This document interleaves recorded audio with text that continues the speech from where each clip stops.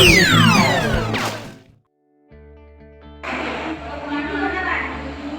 ini hari ini kedatangan udah lama banget ya, kedatangan TV 29 in katanya, Toshiba mereknya, katanya sih rusak, udah kotor ya, nggak tahu rusaknya apa, jelas ininya kotor banget. Ini udah banyak kotoran ya, lama banget kayaknya nggak di setel. Oke, kita coba apa sih kerusakannya. Kita loh, nggak ada apa-apa. Terus kita on-kan.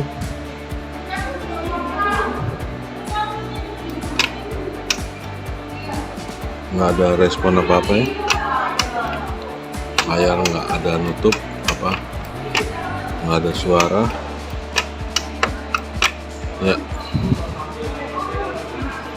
itu sudah nyolok tapi nggak ada respon gambar maupun suara ya. Ntar kita coba lihat bongkar ya.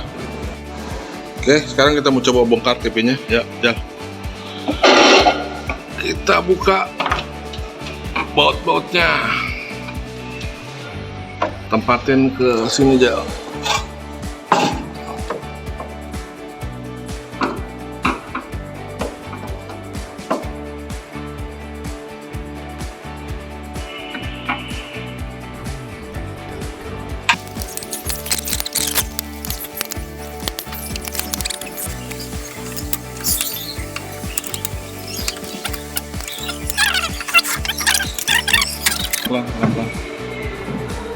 Pelan-pelan dia tegak lurus, terus ya, cabut itu, singkirin oke.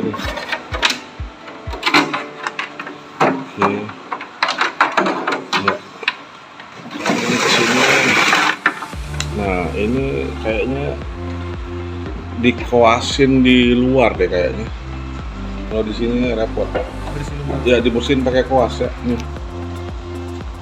koas ya. Ya, nanti angkat di luar aja, di luar.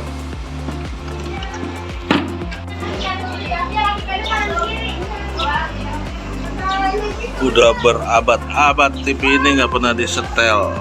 Ayo, Bari. Sampahnya. Itu bisa ditarik ke belakang dikit mas kayaknya. Srek. Iya ininya srek itu bisa ditarik. Iya rangkaiannya. Nah gitu.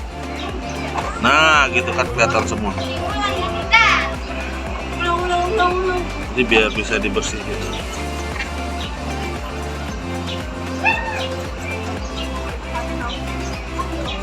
Iya, itu tuh kalau itu pakai terus aku siapa?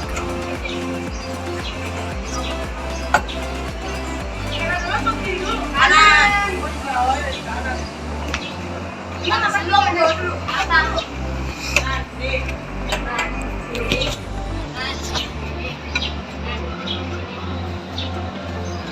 Nggak ada.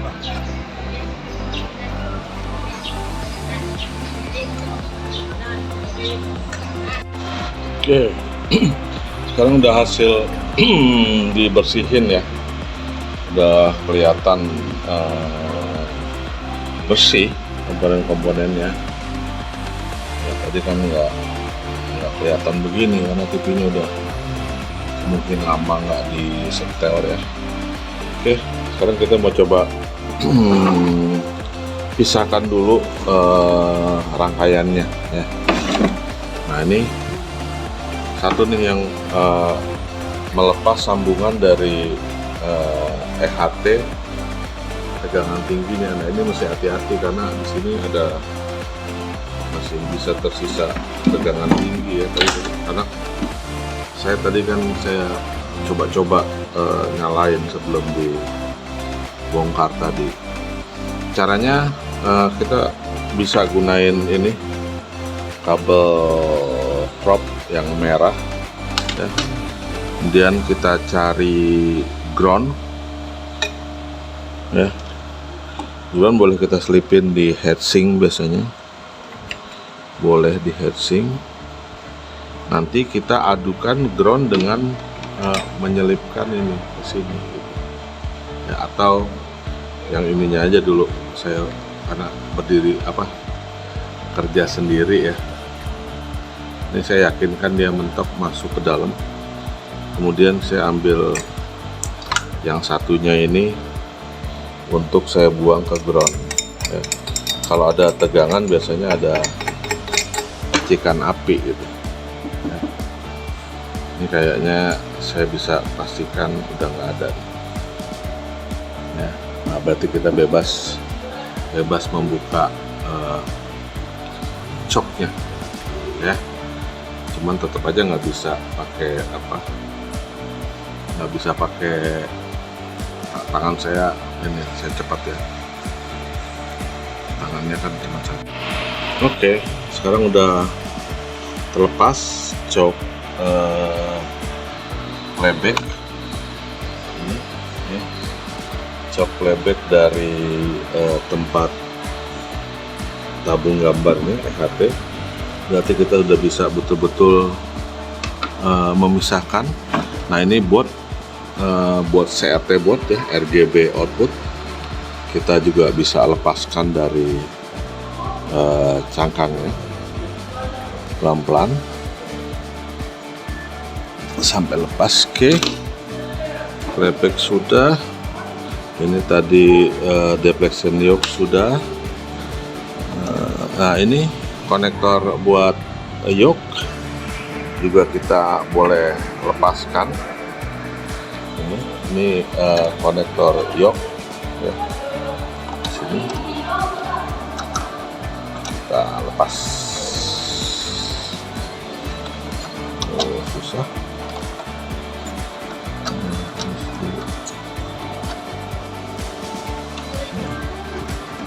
Baik, udah selesai. Ini konektor yoke nih tadi udah bisa saya pisahin, lepas.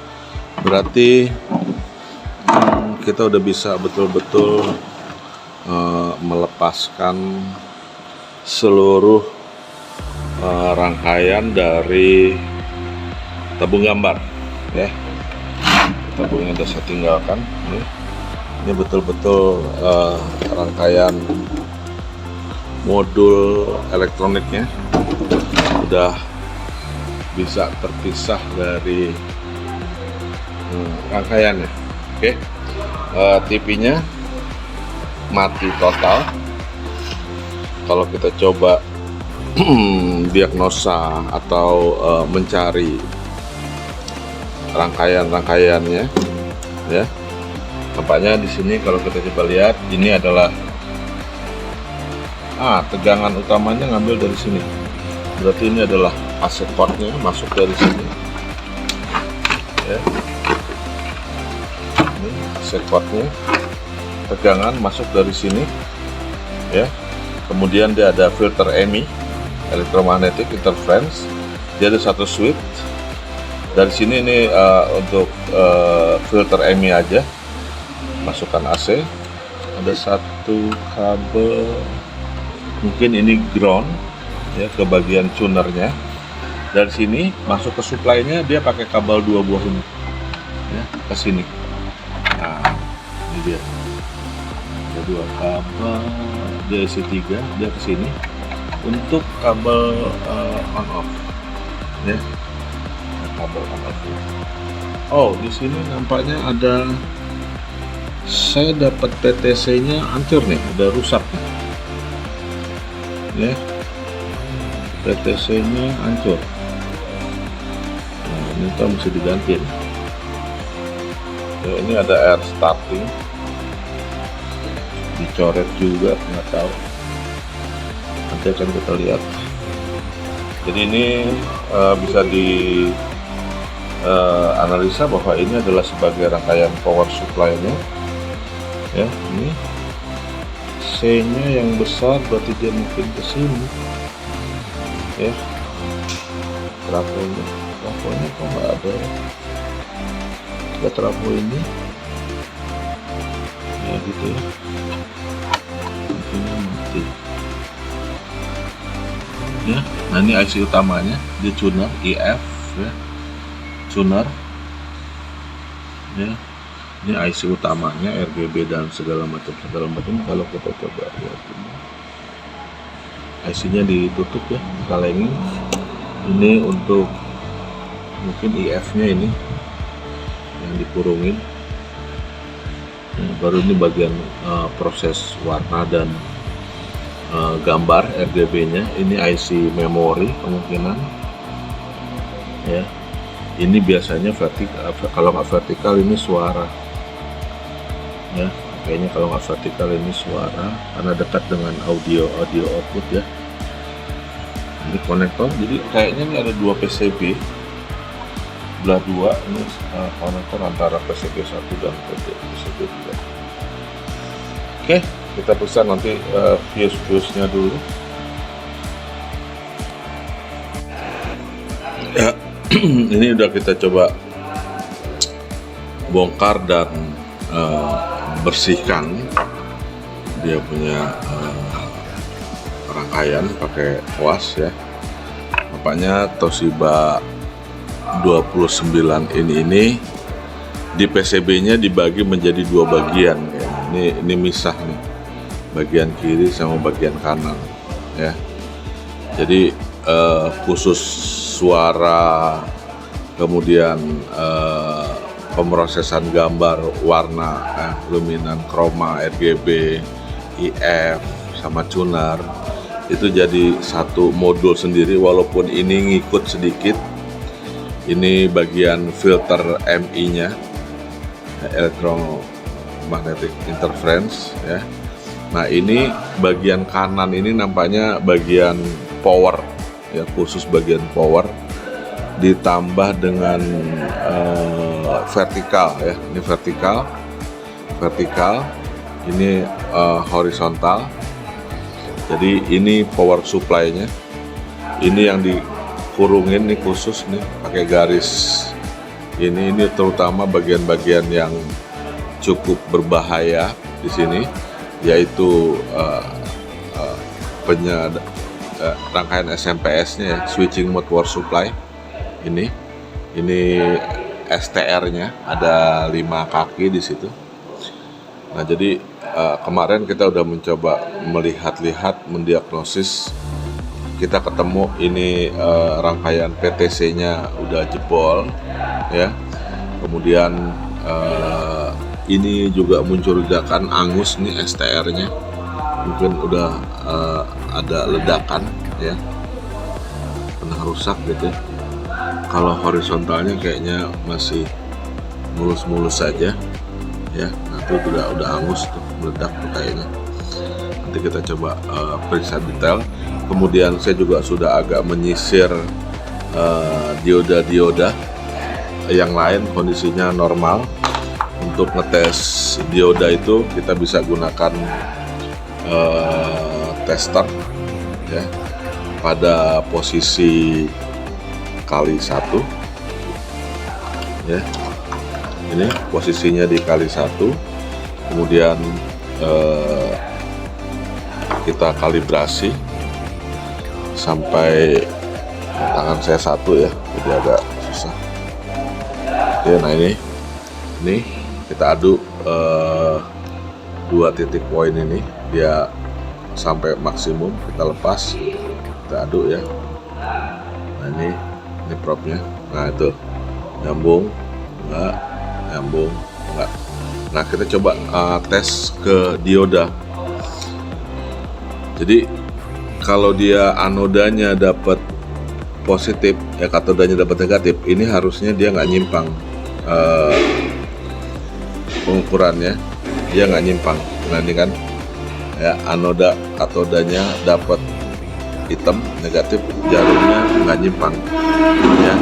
Tapi kalau ini saya balik, kaki hitamnya di anoda, kaki katodanya di anoda, nah ini kayak begini, saya balik, maka jarumnya harusnya nyimpang. Nah itu dia. Nah kalau seperti ini dioda boleh dikatakan bagus ya. Jadi ngukur dioda tuh satu nyimpang satu enggak ya. Kita tes lagi, ada dioda satu lagi, ini ada dioda kecil, dilihat ini pasti nyimpang ya, itu nyimpang. Kemudian waktu kondisinya saya balik, ini kondisinya saya balik, sorry, nah ini kondisinya saya balik, maka jarumnya tidak menyimpang. Itu dioda yang bagus. Tapi di antara sekian banyak dioda, ada satu dioda di output daripada transformator yang ini, yang besar ya. Ini aneh, dia waktu katoda dapat ini, katoda dapat merah dan anodnya dapat hitam, ternyata dia nyimpang. Ya, dia memang harus nyimpang ya, tapi nyimpangnya nampaknya dia nggak penuh, nggak full. Dan ketika ini saya lakukan proses dibalik ya, prosesnya dibalik, justru anodanya dapat kabel hitam, dan katodanya dapat kabel warna merah, dia pun masih nyimpang gitu. Nih, nah tuh, ini kan ini nih, sorry,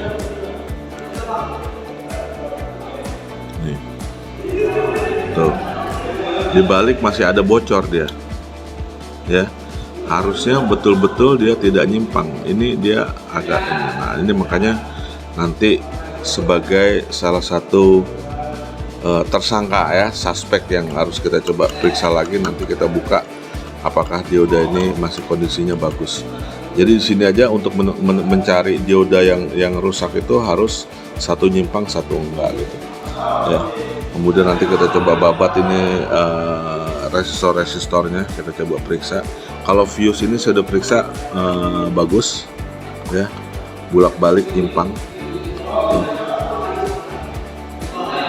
ya,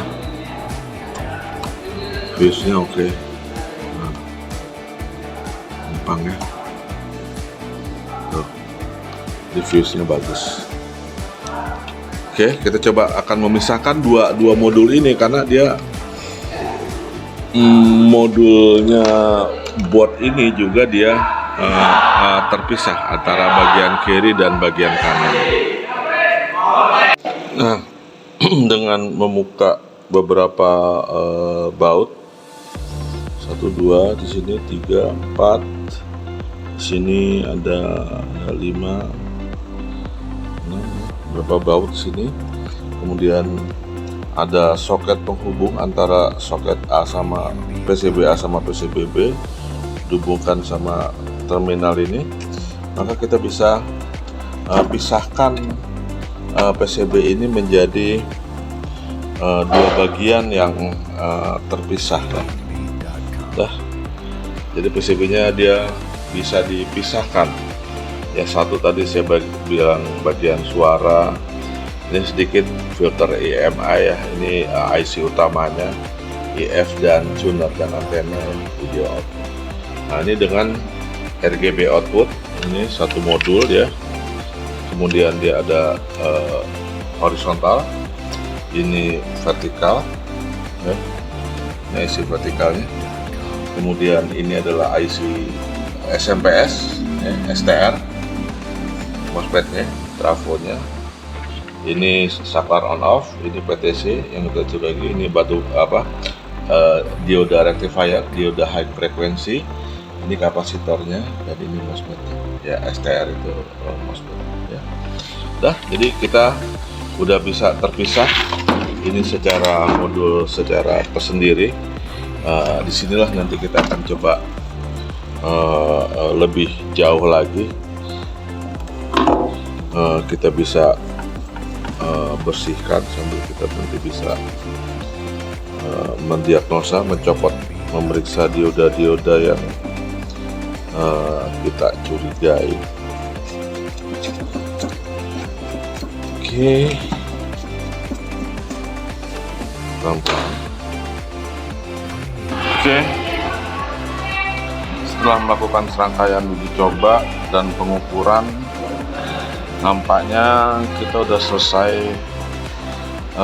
melakukan proses perbaikan. Jadi yang kita ganti ini pecah ya, PTC-nya.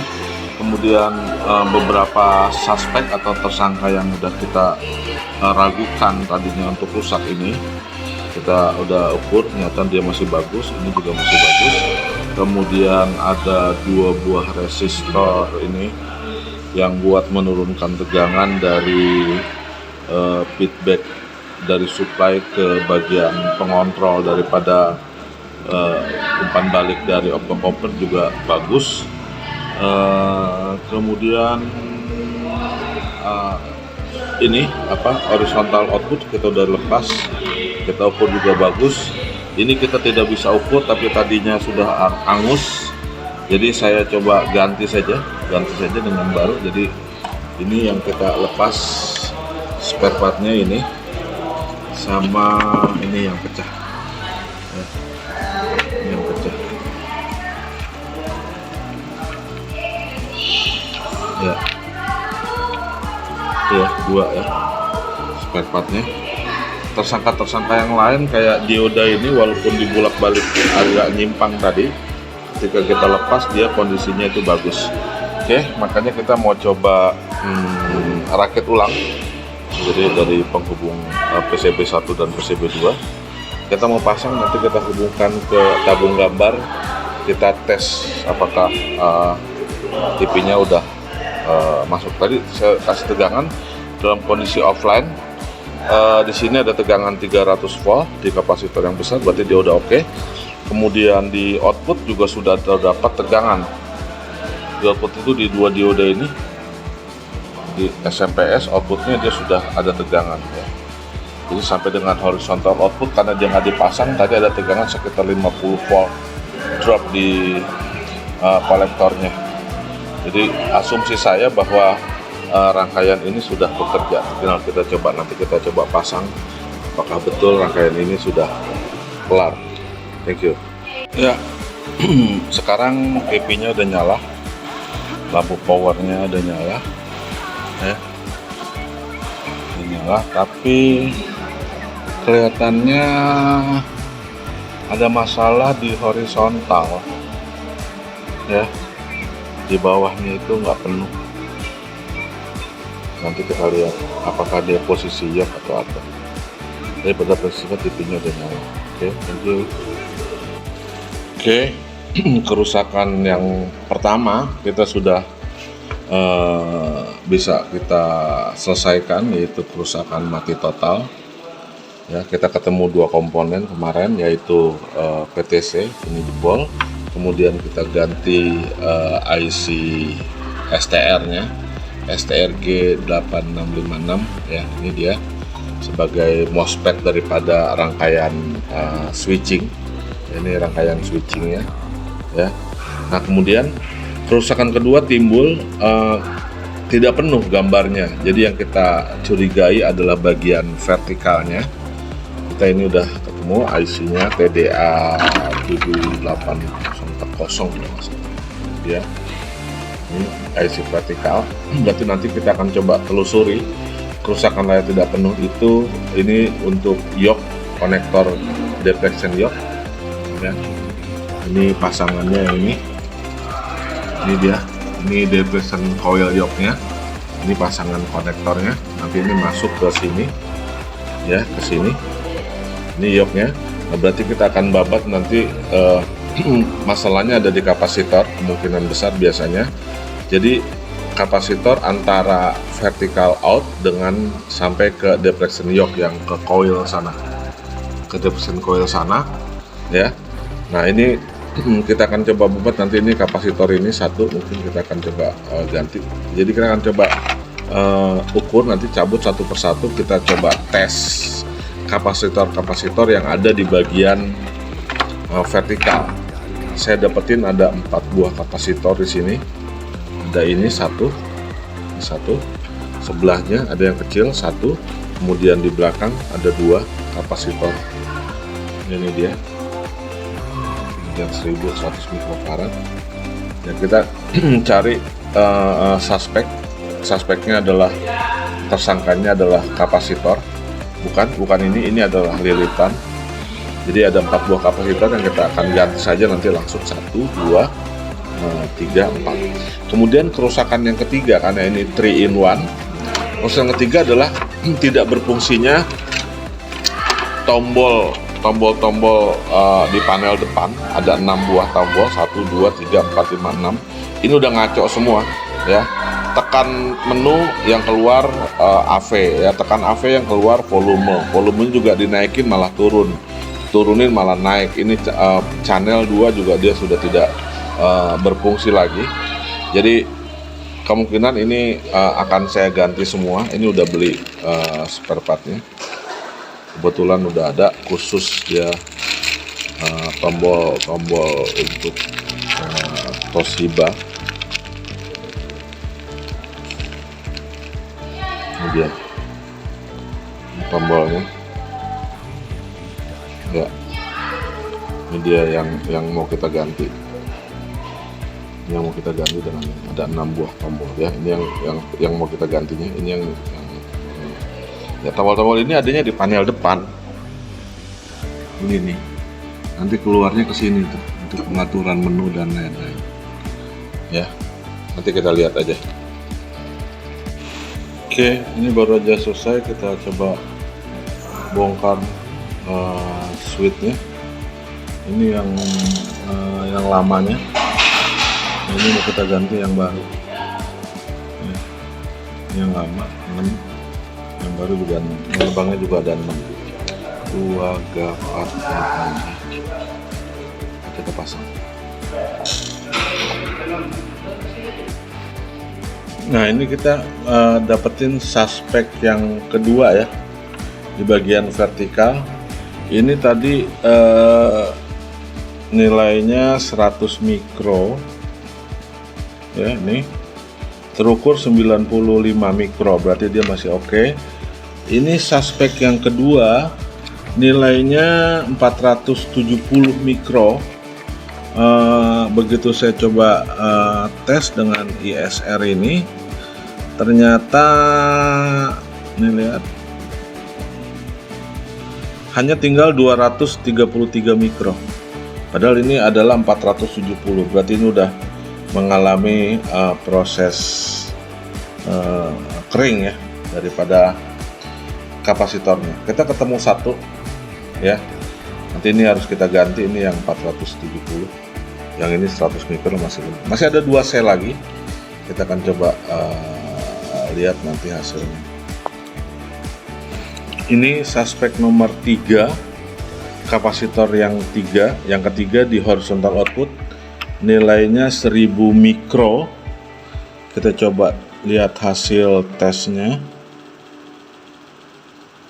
Ini 1000 mikro tinggal 527 mikro. Jadi ini udah mulai kering juga ya.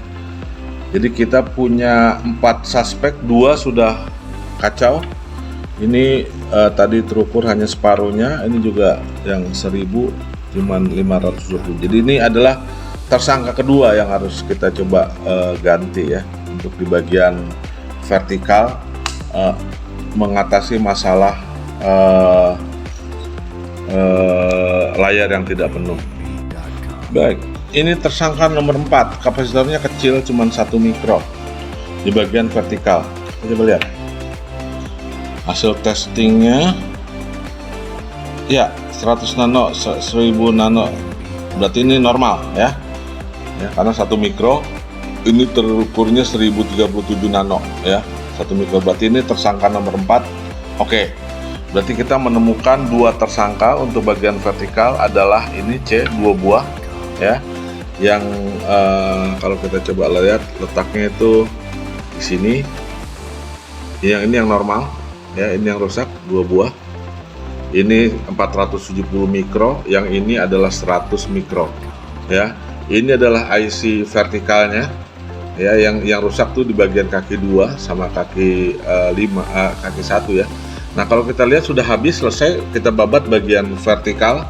Ini udah oke semua.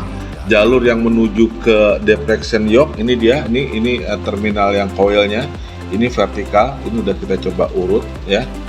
Ke sini semuanya komponennya udah oke sampai masuk ke IC yang vertikal. Kita menemukan 2 buah suspek ya. Oke, ini adalah untuk mengatasi masalah layar tidak penuh. Kita ganti 2 kapasitor itu. Ini video kapasitor pengganti ya, yang 1000 mikrofarad. Kita lakukan pengetesan.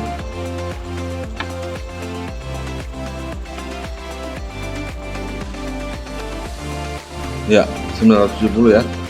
Berarti masih range toleransi ya, 1000 mikrofarad, terukurnya 470. Oke.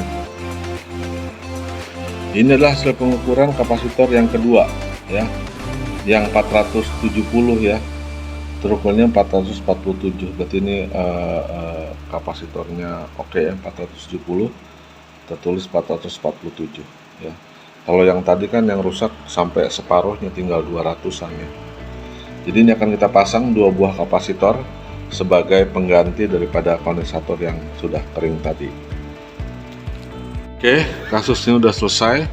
Layar udah penuh. Kalau TV-nya kedip-kedip ini karena masalah di frame rate ya, antara kamera dengan apa. Akhirnya udah penuh, sudah normal. Kemudian tombol-tombol juga sudah bisa bekerja dengan baik. Kayak menu sudah sesuai, keluar menu ya. Kemudian tombol AV juga keluar, tombol AV-nya udah nggak masalah.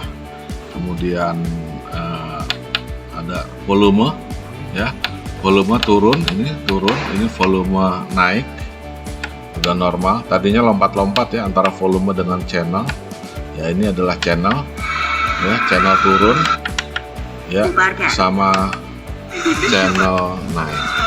Oke, kalau bersemut itu masalahnya di antena ya, karena saya belum pakai antena, TV-nya masih telanjang ya. Pakai antena itu aja tuh, ada kawat tuh yang merah.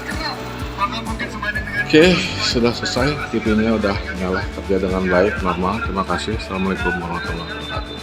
Terakhir, ini adalah tersangkanya semuanya. Kerusakan TV 3 kerusakan.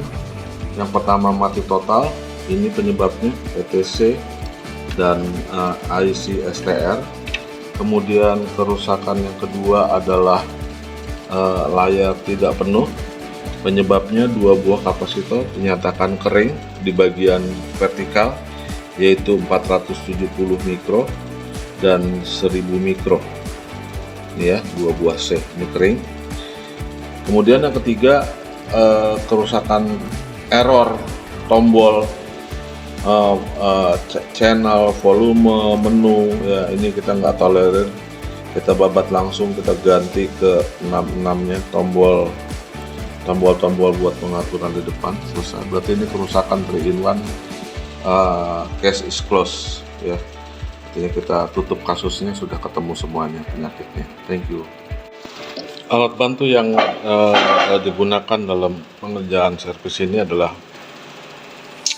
multimeter untuk mengukur jalur dan komponen yang rusak, dibantu dengan ESR. Ini khusus saya gunakan buat mengukur kapasitor. Ini kribo, saya sebut kribo untuk aluminium, ini untuk membersihkan mata solder saya.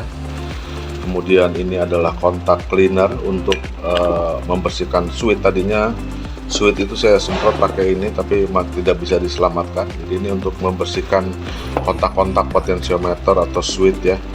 Kemudian ini solder sucker buat nyedot timah. 2 buah obeng yang saya gunakan, obeng plus dan obeng min. Kuas ini saya gunakan bersama-sama dengan cleaner. Saya punya cleaner. Kuas ini untuk membersihkan jalur PCB di bawah, membersihkan supaya kita bisa mudah melihat. Ini obeng timah ya. Kemudian ini solder, itu saja soldernya. Kemudian ini ada apa namanya ya, untuk heatsink ya, melapisi ini inti panasnya ya. Ada cairan putih nih buat melapisi IC yang sudah dilepas. Itu alat bantu saya, tentu saja rokok sama koreknya ya. Case is closed, selesai. Kerusakan 3-in-1 pada Toshiba model lama selesai. Terima kasih. Assalamualaikum warahmatullahi wabarakatuh.